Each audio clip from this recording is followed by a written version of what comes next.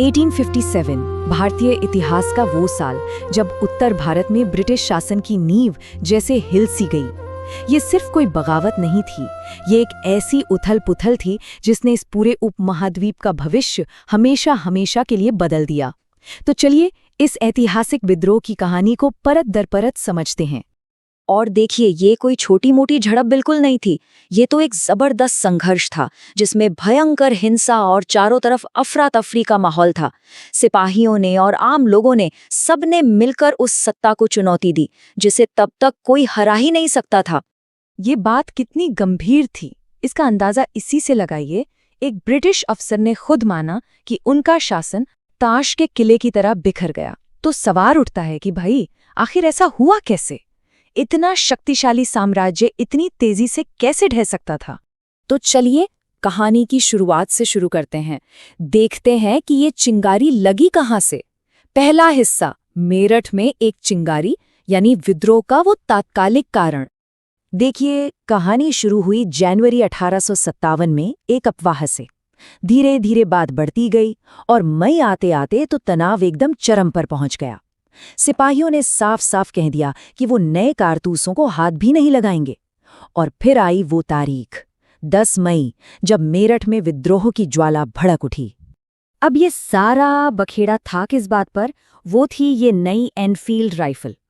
इसकी कारतूसों को राइफल में डालने से पहले दांत से काटना पड़ता था और अफवाह ये फैल गई कि इन पर गाय और सूअर की चर्बी लगी हुई है। मतलब एक ऐसी बात जो हिंदू और मुस्लिम दोनों ही सिपाहियों का धर्म भ्रष्ट कर सकती थी। सोचिए, ये अफवाह कैसे जंगल की आग की तरह फैली। दमदम शस्त्रागार में एक कर्मकारी ने एक ब्राह्मण सिपाही को बस यही ताना मार दिया और बस वही एक चिंगारी काफी थी। सिपाहियों में गुस्सा और शक की एक ऐसी लहर दौड़ी कि उसे रोकना नामुमकिन हो गया। तो मेरठ में आग तो लग चुकी थी। अब अगला हिस्सा ये है कि ये आग दिल्ली तक कैसे पहुंची और कैसे एक मामूली सी बगावत एक बड़े विद्रोह में तब्दील हो गई। तो विद्रोही सिपाही पहुंचे दिल्ली, और वहां कौन थे? मुगल बादशाह बहादुर शाह जफर। हाँ, ये सच है कि उनकी असली ताकत तो कब की खत्म हो चुकी थी, पर वो आज भी भारत की संप्रभुता के एक बहुत बड़े प्रतीक थे। और विद्रोहियों ने उन्हीं का दरवाजा खटखटाया। और जैसे ही सिपाहियों ने बहादुर शाह जफर को अपना नेता घोषित किया, गेम ही बदल गया। इस विद्रोह को एक तरह की लेजिटिमेसी मिल गई। अब ये सिर्फ कुछ नाराज सिपाहियों की बगावत नहीं थी, बल्कि ये मुगल बादशाह के नाम पर अंग्रेजों के खिलाफ एक जंग बन गई। पर ये आग सिर्फ दिल्ली तक ही नहीं रुकी, ये तो पूरे उत्तर भारत में फैल गई। और दिलचस्प बात ये है कि इसके फैलने का एक खास पैटर्न था। देखते हैं तीसरा हिस्सा, विद्रोह का स्वरूप। लगभग हर छावनी में विद्रोह का एक तय तरीका था। सबसे पहले एक संकेत दिया जाता, जैसे बिगुल बजाना या तोप दागना। फिर विद्रोही सबसे पहले शस्त्रागार पर कब्जा करते थे ताकि हथियार हाथ लगे। उसके बाद जेल, सरकारी खजाने और दफ्तरों जैसे सत्ता के प्रतीकों पर हमला होता और सारे सरकारी रिकॉर्ड जला दिए जाते। और ये लड़ाई सिर्फ सिपाहियों तक ही सीमित नहीं रही। लखनऊ, कानपुर और बरेली जैसे बड़े शहरों में आम लोग भी उठ खड़े हुए।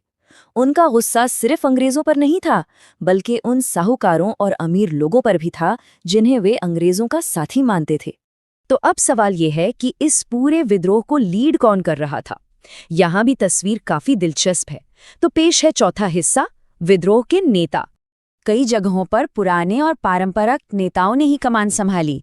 जैसे दिल्ली में बहादुर शाह जफर थे, तो वहीं झांसी में रानी लक्ष्मीबाई को जनता के दबाव में आकर नेतृत्व संभालना पड़ा। ये वो चेहरे थे जिन्हें लोग पहले से ही अपना शासक मानते थे। इस विद्रोह में नेतृत्व की कोई एक शक्ल नहीं थी। एक तरफ थे कानपुर में नाना साहब और आरा में कुंवर सिंह जैसे शाही उत्तराधिकारी, तो वहीं दूसरी तरफ शाहमल और मौलवी अहमदुल्ला शाह जैसे जमीनी नेता भी थे जो सीधे आम लोगों के बीच से निकल कर आए थे। शाहमल की कहानी तो सुनिए।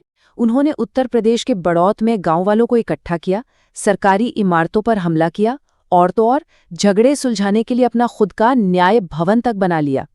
एक पल के लिए लोगों को सच में लगा कि फिरंगी राज खत्म हो गया है।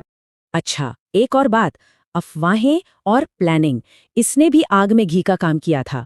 तो पांचवां हिस्सा है अफवाहें, योजनाएं और भविष्यवाणियां। ये सोचना शायद गलत होगा कि सब कुछ बस अचानक हो गया। ऐसे सबूत मिलते हैं कि अलग-अलग छावनियों के सिपाही एक दूसरे के संपर्क में थे। जैसे एक घुड़सवार रेजिमेंट ने दूसरी पैदल सेना को खत लिखा कि उन्होंने तो धर्म की रक्षा का फैसला कर लिया है और अब बस उनके हुक्म का इंतजार है। और प्लानिंग का एक और तरीका था, सिपाही पंचायतें। जी हाँ, पंचायतें। उस जमाने के इतिहासकार बताते हैं कि कानपुर में सिपाही रात को इकट्ठा होकर पंचायतें करते थे। इसका मतलब ये है कि ये फैसले मिलकर लिए जा रहे थे। लेकिन इस सब का आम लोगों की जिंदगी पर क्या असर पड़ रहा था? दिल्ली उर्दू अखबार की एक रिपोर्ट देखिए, रोंगटे खड़े हो जाते हैं। शहर में पूरी व्यवस्था टूट चुकी थी। पानी भरने वालों ने काम बंद कर दिया, सब्जियां बाजार से गायब हो गईं और महामारी का खतरा सिर पर मंडराने लगा। तो आखिर में हम कहाँ पहुँचते हैं? क्या 1857 एक सोची समझी आज़ादी की लड़ाई थी, या फिर ये बस गुस्से और शिकायतों के बारूद पर गिरी एक चिंगारी थी जो एक बड़ी आग में बदल गई?